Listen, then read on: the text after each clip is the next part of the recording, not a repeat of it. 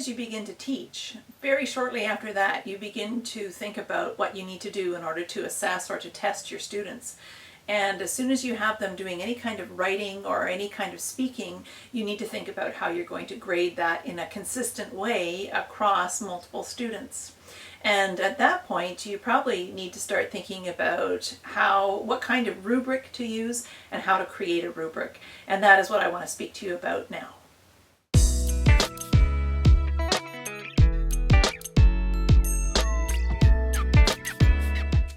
You may have a fairly good idea about what a rubric is. Generally, we're exposed to them in our teacher training, and you can see an example of a holistic kind of rubric. It looks like a table with a score down the first column and then descriptors of criteria in the main body of the table. And this is an example then of a holistic rubric, but there's other types of rubrics, and you may want to use a different type of rubric for a different type of test task. So we want to get to the point where you can match the test task with the type of rubric that you need to use. When do we use rubrics? You'll want to use a rubric anytime you have an extended response from a student in speaking or in writing that requires a subjective evaluation. As teachers, we often really like to use rubrics for a variety of reasons. One is when we're looking at extended responses made by our students, it's actually very practical to have a rubric. It makes your scoring a little bit easier. It ensures that your scoring is consistent, or we could say reliable, across multiple students. It does provide some type of feedback to students, usually because students are able to look at the descriptors of their proficiency level and get an idea of their strengths and weaknesses. And so it enhances, it's a way to provide accountability to our students, because we're really providing them with as much feedback as we can. So teachers generally like to use rubrics. Often, though, teachers have a love-hate relationship with their rubrics. They like to use rubrics, but perhaps not this one, or they can find problems with a particular rubric.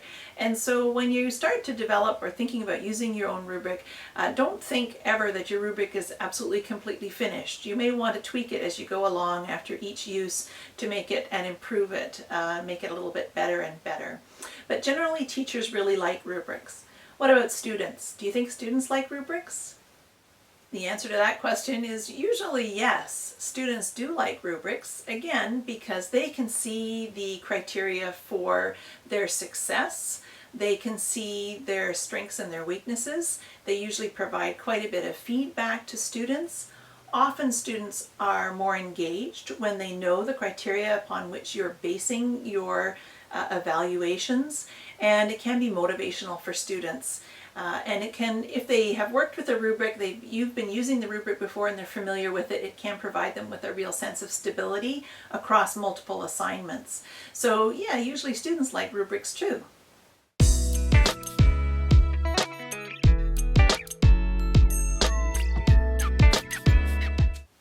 There are different types of rubrics that teachers frequently use when they evaluate student speaking or writing, and I'm going to mention three of them now. One is a primary trait rubric, the other is a holistic rubric, and the last one is an analytic rubric. And each of these types of rubrics have their own strengths and weaknesses that you should be aware of.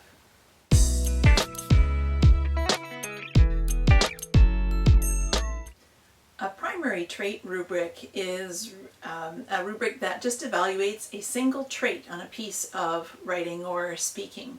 So it is the rubric that's probably the least commonly used, and you'll be able to see why as I get into my explanation. So let's say you have asked students to write a persuasive essay, and you decide that the main characteristic, the prime characteristic that you want to evaluate in that assignment is the persuasive ability of that particular student. And so you would provide a single score that is dependent upon whether that student managed to persuade you of their point of view or not. So you can see a primary trait rubric then refers to evaluation of a single trait that you have determined to be the most important for that particular thing, for that particular assignment. And usually it's a fairly simple scale of 0 to 3. Either you were not persuaded, or you were sort of persuaded, or you were definitely persuaded. I guess that would be a scale of 0 to 2. So it's quite a simple rubric.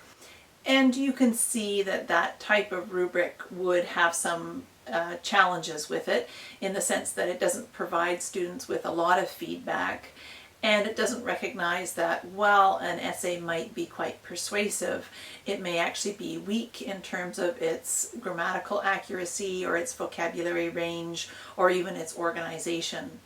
And so, although we mention primary trait rubrics because people do use them, usually they're not used very frequently. So we'll move on to talking about the other two types of rubrics now.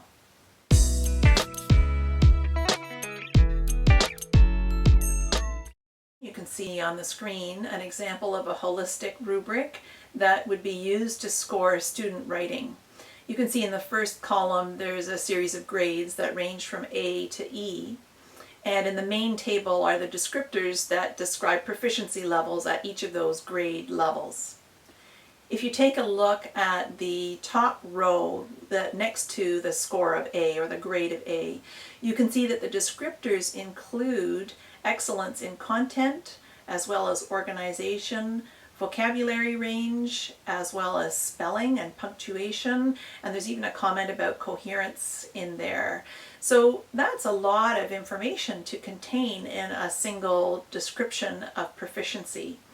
And you can see that this perhaps leads to the weakness of this particular rubric. There are advantages to holistic rubrics, and you may be able to guess that one of the advantages is that they're quite fast to use. In terms of the scoring that you can accomplish with them is fairly speedy. So, and as you get more practice with using these types of holistic rubrics, you get to have a very good feel about what a piece of student writing looks like at each grade, and you can place students quite quickly in a grade level, A, B, C, D, or E, and you can move relatively quickly through your student writing. So they are fast. They are fairly reliable in that they allow you consistency in marking across multiple students, and these are really good reasons to use holistic rubrics. The other benefit of holistic rubrics is that they yield a single score. This is very useful actually if you are going to give that score to an administrator. Really, an administrator really wants a single score. That's all they want. Just tell me how good that student is so that I can place them, or that I can tell, either admit them or not admit them. And so there's always a push from the administrator to have a single score that is easy to interpret, and holistic rubrics generate that. You can see that based on their descriptors, the student will have a single score, and so you might use a holistic rubric for that purpose. The other thing about holistic rubrics is that although most rubrics are challenging to create, a holistic rubric is perhaps a little bit easier to create than an analytic rubric. So if you're thinking of developing your own rubric, then a holistic rubric might be a good way to start. Wherever possible, it's much easier to work with a rubric that perhaps some of your colleagues have generated, or that has been generated through research. So use those if you can. And if not, feel free to generate your own, but just accept the fact that it may take a little while. And again, a holistic rubric may be a little bit easier to start with than an analytic rubric. Holistic rubrics are also very useful for situations where you need to score a lot of tests or exams fast. So often those involve placement tests or final exams where you may have large numbers of students completing an assessment or a test all together, and you need to process their work quite quickly. In those situations, holistic rubrics are good choices. Just as there are advantages with holistic rubrics, there are also disadvantages. And you may have guessed by looking at that example of a holistic rubric that one of the challenges with them is that they collapse a lot of criteria into a single grade. So what happens if you have a student who's got really strong content but quite poor organization? It's hard then to assess them accurately with simply a holistic rubric, because the holistic descriptors group all of those things into a single unified score. So sometimes you might find with your holistic rubric that you have two students who are really quite different in abilities. One has strong content and weak organization, and the other has really good grammatical accuracy but poor content, and they may end up with a similar grade. And so the holistic rubric is less able to reflect the differences between those students because of the way it's constructed. Holistic rubrics also don't provide a lot of feedback to your students in terms of their strengths and their weaknesses. Again, if you think of that student who's got really strong grammatical accuracy and really weak content, they're not going to be able to see that from the holistic rubric. So that's a really important weakness. If you're scoring a test that requires multiple scorers or multiple markers, you may also find that it's quite difficult to get everybody marking in the same way using a holistic rubric. It's a bit of a challenge to ensure consistency across markers, and so that's a real shortcoming for holistic rubrics as well.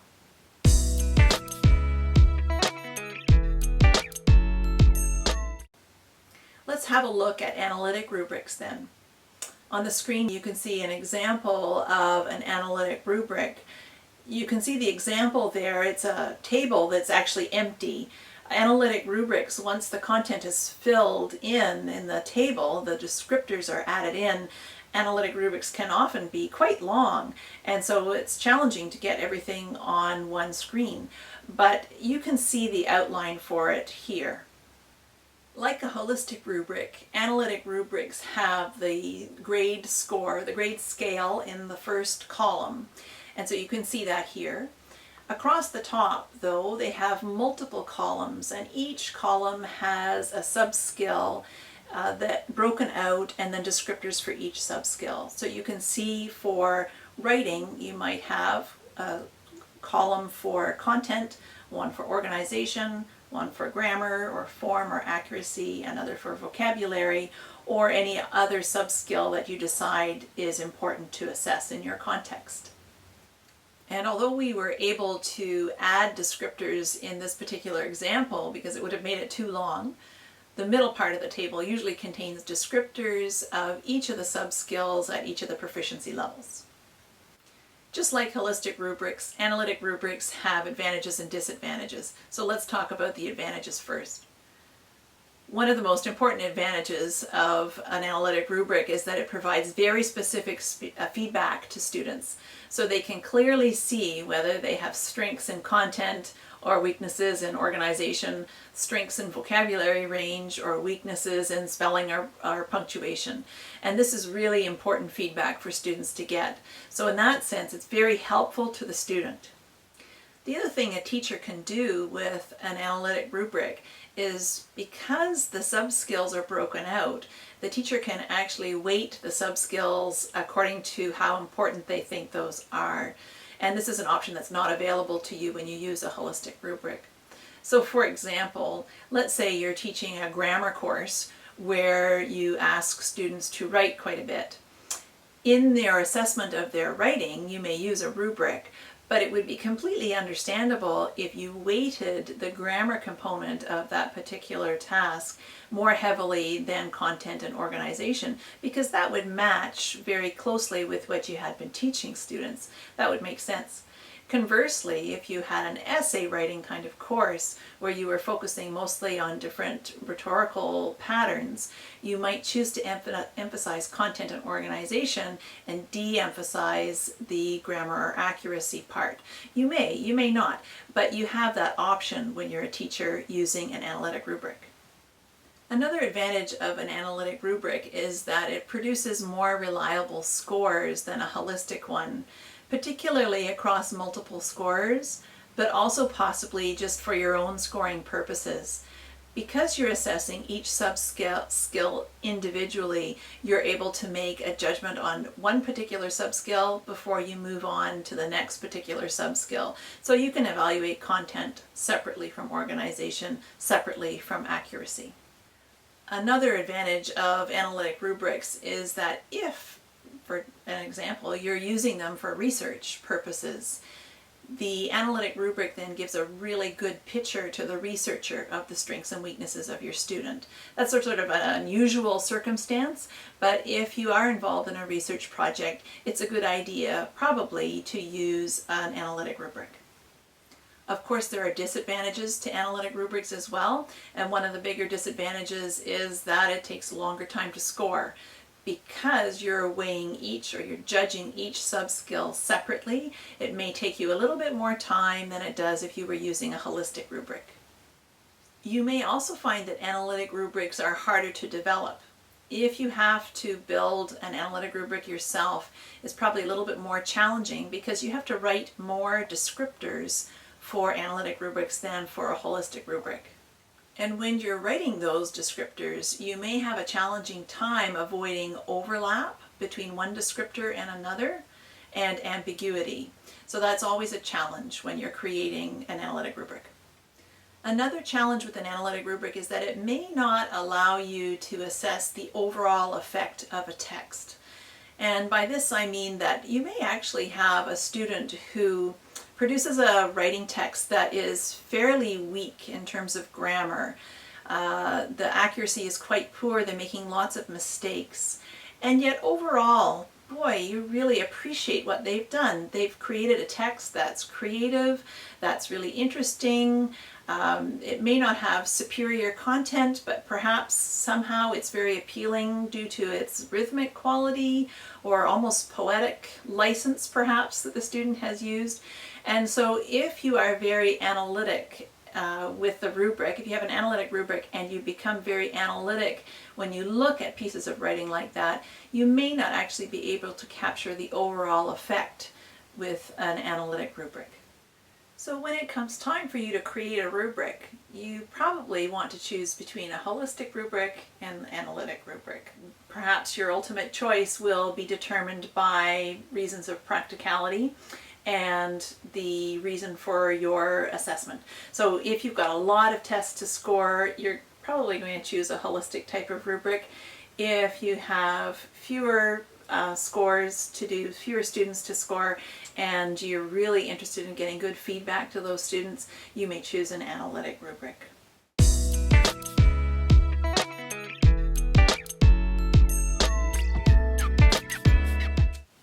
Alright, so let's look at the framework that we looked at before when we were talking about analytic rubrics. And for each area of the rubric, you need to make decisions. And your decisions really reflect your philosophy or your approach to teaching and learning a second language.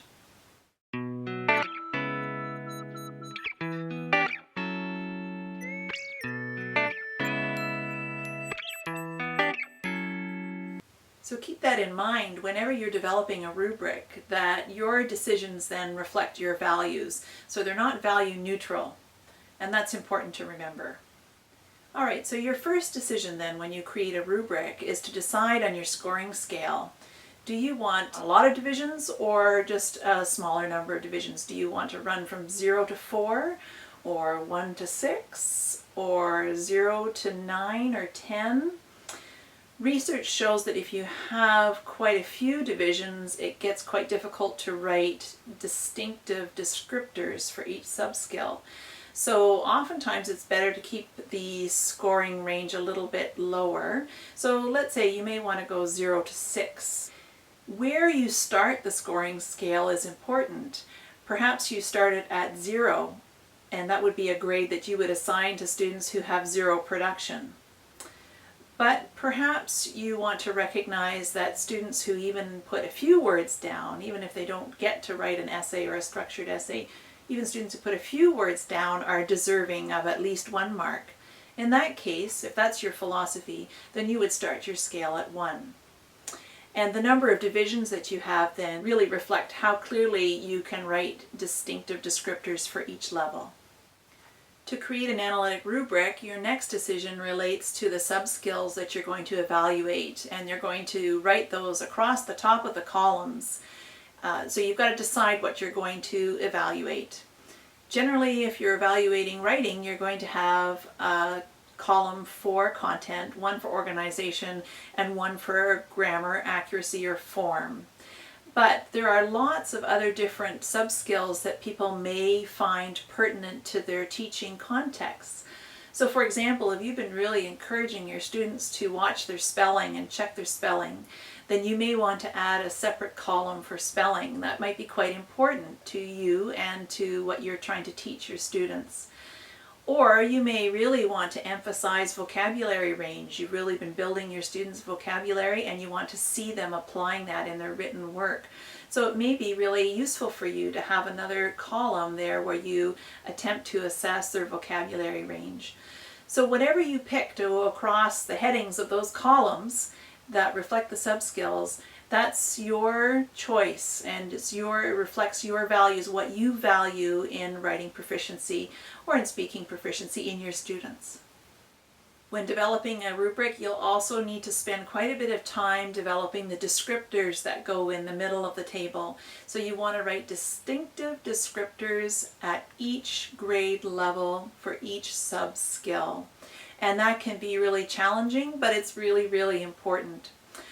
One good idea when you're developing an analytic rubric is to draft one and, if you can, pilot test it, either with some old assignments that you might still have around that you've kept, or you may ask some of your colleagues to have a look at it and make suggestions, or you may even run it as a test with some of your students and ask them if they could work with this rubric or make suggestions or have them try and do a peer assessment with it.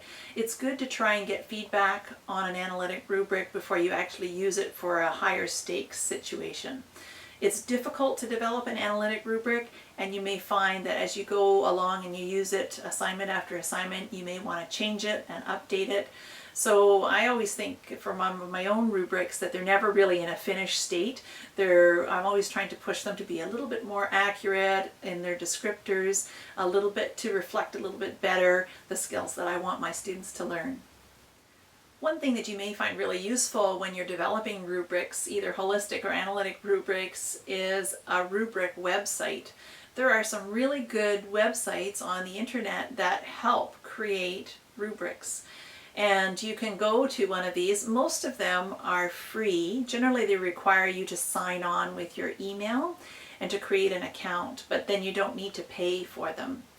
And you can, if you want, select from a group of predetermined sub-skills, or you can create your own sub-skills. You can then select from pre-written descriptors, or you can write your own descriptors. There's a fair amount of flexibility in how these rubric websites work, so you may find that they're really useful, particularly if you're in that situation, very common to many teachers.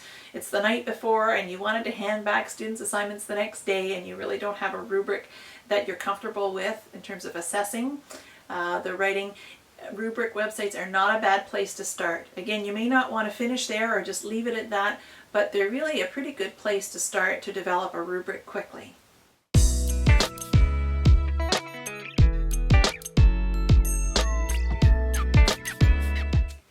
To conclude then, when you are testing, anytime you have an extended student response in either speaking or in writing, you're going to want to use a rubric.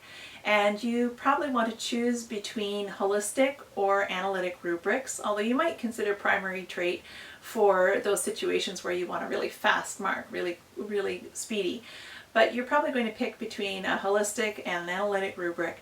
And just remember as you're developing your rubrics that all of your decisions, the grading scale and the sub-skills that you choose to evaluate and how you write out your descriptors, they all reflect what you value in student proficiency.